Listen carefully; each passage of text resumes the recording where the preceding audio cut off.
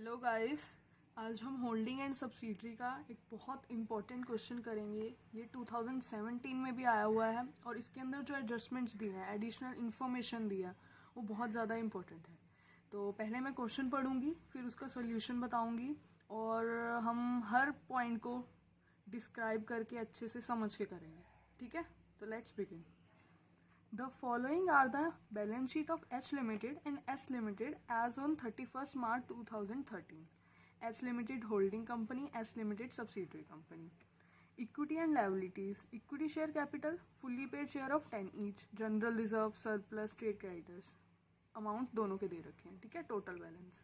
Assets, fix assets, investments in equity share of S limited, stock in trade, trade debtors, cash at bank, ठीक है। इनके भी amounts हमें दे रखे हैं। अब एडिशनल इन्फॉर्मेशन पढ़ेंगे हम।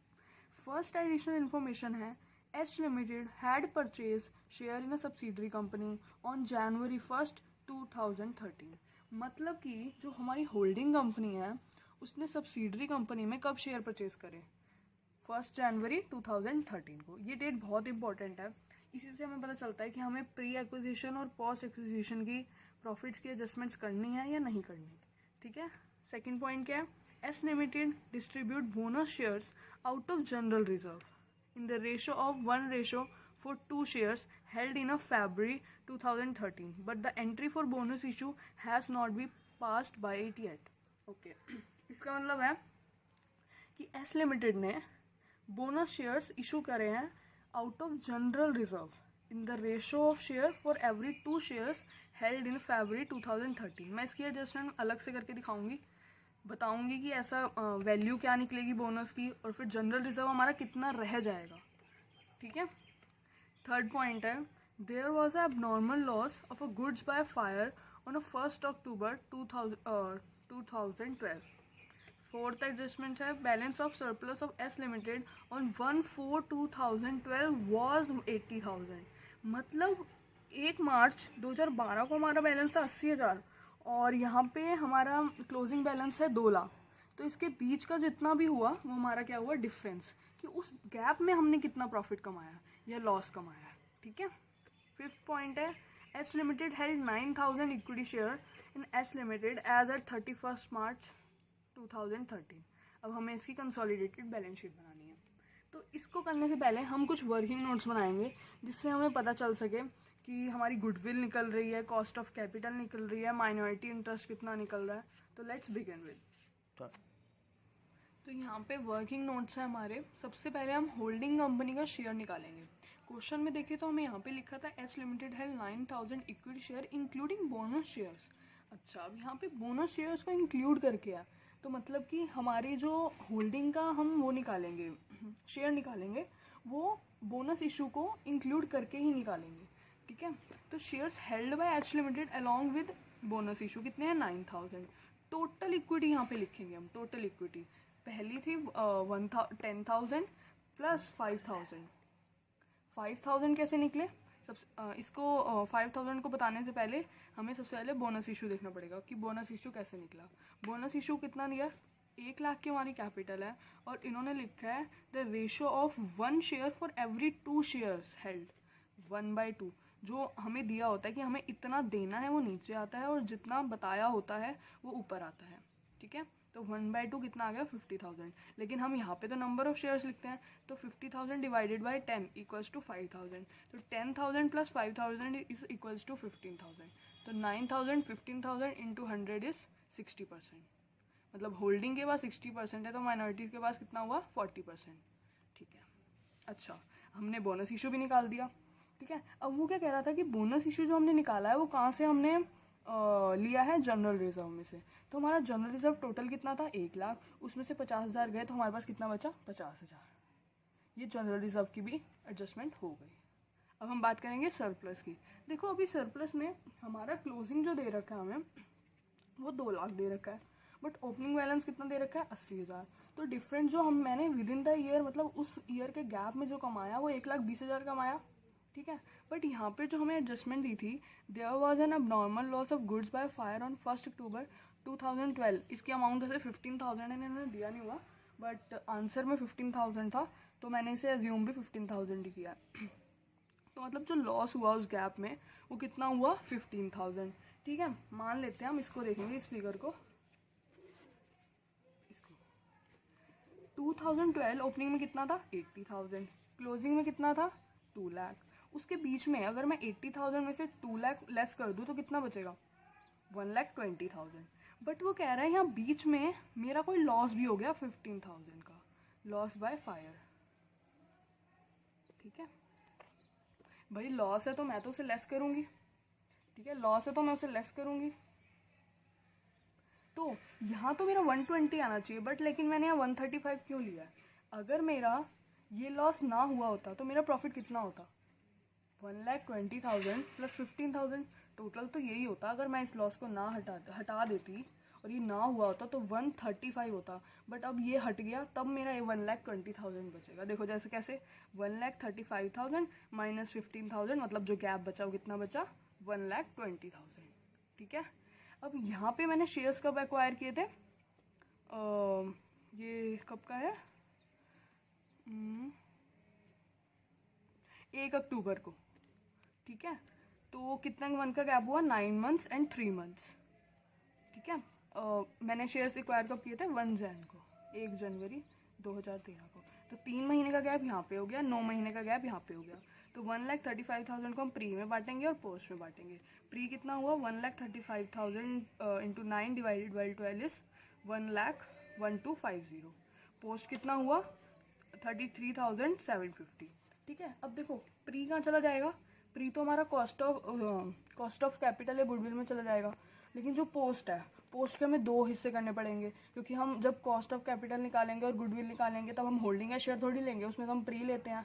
लेकिन माइनॉरिटी को तो कुछ देना ही पड़ेगा, तो माइनॉरिटी को कितना देंगे, 33,750 का 60% एंड 40%। 60% कितना हुआ, 20250 एंड 13,500। ओके, हमने ये निकाल लिया। इसके बाद कैलकुलेशन, ये बहुत इंपॉर्टेंट पार्ट है, ये इसी पे हमारा क्वेश्चन जो है वो डिपेंड करता है। तो calculation of cost of capital और गुडविल वो कैसे निकलेगी, equity share capital balance sheet में तो 1 लाख दे रखी थी, बट मैंने कुछ बोनस इशू भी तो किया है, तो 1 लाख प्लस 50,000, तो कितना हुआ, 1,50,000। उसके बाद प्री जनरल रिजर्व वो कितना आया, 50,000, क्योंकि अभी मैंने आपको बताया था 1 lakh minus 50,000 is equals to 50,000, तो मैंने यहाँ पे लिख दिया 50,000। प्री सरप्लस कैसे आया, अब देखो इसकी एडजस्टमेंट देखनी पड़ेगी कि मेरा प्री सरप्लस कैसे आया। देखो प्री मतलब इतना पार्ट, इधर से लेके इधर वाला। ठीक है, 8,000 positive, 80,000 positive, 1,01,250 is positive, minus का 15,000 जो लॉस हुआ। तो कितना अमाउंट आएगा हमारे पास, ये देखो मैंने यही लिखा है, 80,000 माइनस 50,000 प्लस 1,01,250। ठीक है, तो कितना आया हमारे पास, 1,66,250। टोटल कितना आ गया, 3,66,250। अब इसको मैं होल्डिंग में और सब्सिडरी में डिवाइड करूंगी, इनके शेयर में 60% और 40%। तो होल्डिंग का कितना आ गया, 2,19,750 और सब्सिडरी का आ गया 1,46,500। अब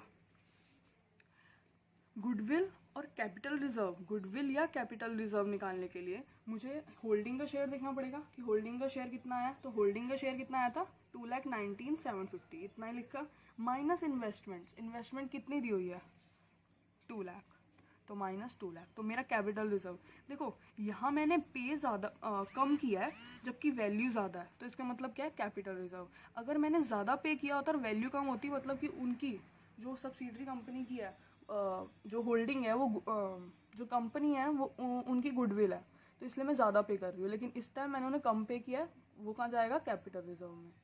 ठीक है, और माइनॉरिटी इंटरेस्ट हमने कितना निकाला था, 14,6,500 प्लस पोस्ट सरप्लस। देखो होल्डिंग का तो बैलेंस शीट में चला जाएगा, लेकिन होल्डिंग का तो बैलेंस शीट में चला जाएगा, लेकिन सब्सिडरी का कहाँ जाएगा, सब्सिडरी को तो हम उसी टाइम पे करेंगे। तो सब्सिडरी को कितना पे करना पड़ेगा, 13,500। ऐड किया तो 1,60,000 टोटल आ गया। अब हम चलेंगे अपनी बैलेंस शीट पे और वहाँ देखेंगे कि इसका क्या क्या इफेक्ट पड़ेगा। देखो, शेयर होल्डर फंड, सबसे पहले share capital, reserves and surplus, minority interest. Consolidated balance sheet की जो बैलेंस शीट होती है वो डिफरेंट होती है, बाकी सब फाइनल अकाउंट से पढ़ी होगी आपने, अमेलगमेशन पे पढ़ी होगी, उन सबसे अलग होती है। तो थर्ड है नॉन करंट लाइबिलिटीज, जिसमें आता है long term borrowings and other. Current liabilities, जिसमें आता है trade payables. Assets, non current assets, current assets. ठीक है, ये सब आप लिख लोगे, आपने फाइनल अकाउंट्स में पढ़ा ही होगा। ठीक है, तो शेयर कैपिटल में कितना आएगा, देखो 4 लाख। हमने इसका क्यों नहीं लिया, हमें पता है भाई इन्वेस्टमेंट से और शेयर इक्विटी शेयर कैपिटल से वो दोनों कैंसिल हो जाएंगे, इसलिए हम उसको नहीं लिखेंगे, हम सिर्फ 4 लाख लिखेंगे। जनरल रिजर्व में कितना बैलेंस है, इसका वर्किंग नोट देखेंगे, रिजर्व एंड सरप्लस का। बाकी आपको सबके वर्किंग नोट्स बनाने हैं, लेकिन मैंने यहाँ पे सिर्फ रिजर्व एंड सरप्लस का बनाया है, क्योंकि बाकी सारे ऐसे ही हो जाएंगे। ठीक है, रिजर्व एंड सरप्लस का देखो, सरप्लस का ओपनिंग बैलेंस कितना है 20,000, बट जितना मेरे को मिला वो कितना मैंने निकाला था अभी पीछे, जो मैं आपको आई थी बैलेंस शीट में जाएगा 20250, तो उसको मैंने ऐड किया, वो कितना आया 40250। और यहाँ पे मैंने CR भी तो निकाला था, अब CR भी तो वहीं जाएगा मेरी बैलेंस शीट में, तो CR कितना है 19750। और यहाँ पे जनरल रिजर्व भी ओपनिंग, होल्डिंग का तो जनरल रिजर्व है, इसका तो चला गया, इसका तो प्री में चला जाएगा, लेकिन ये जो 1 लाख बचा ये तो यहीं आएगा ना, तो 1 लाख प्लस 19750। अगर मैं इन दोनों को टोटल करूंगी तो मेरे पास जो टोटल वैल्यू आएगी वो आएगी 1,60,000। ओके, और यहाँ पे हमने माइनॉरिटी इंटरेस्ट भी निकाला था, कितना निकाला था 1,60,000, तो उसको भी हम 1,60,000 यहाँ लिख देंगे। और यहाँ पे देखो क्रेडिटर्स, देखो क्रेडिटर्स की तो कोई एडजस्टमेंट नहीं थी, तो क्रेडिटर्स कितने हुए 80,000 प्लस 40,000 इज 1,20,000। अगर आप इसका टोटल करेंगे तो 8,40,000 आएगा। उसके बाद हम एसेट साइड पे जाएंगे, एसेट साइड में क्या दे रखा है, सिर्फ टेंजिबल दे रखे हैं, तो 2 लाख प्लस 1 लाख इज 3 लाख। यहाँ पे हमारे पास कहीं बार कैपिटल रिजर्व की जगह गुडविल आ जाती है, तो मैं टेंजिबल की जगह इनटेंजिबल यहाँ पे लिखूंगी सेकंड पॉइंट में, उसके ब्रैकेट में लिखूंगी गुडविल और उस गुडविल का अमाउंट डाल दूंगी। ठीक है, बट यहाँ पे नहीं है, तो इसलिए हमने कैपिटल रिजर्व को कहाँ ऐड किया, रिजर्व एंड सरप्लस में। उसके बाद करंट एसेट्स, इन्वेंट्रीज कितनी दी है 1 लाख प्लस 90,000 इक्वल्स टू 1,90,000। उसके बाद debtors 60,000 plus 2 lakh is 2,60,000। Bank 40,000 plus 50,000 90,000, 8,40,000 and 8,40,000। इससे आपकी बैलेंस शीट जो है वो मैच हो जाएगी। So thank you so much.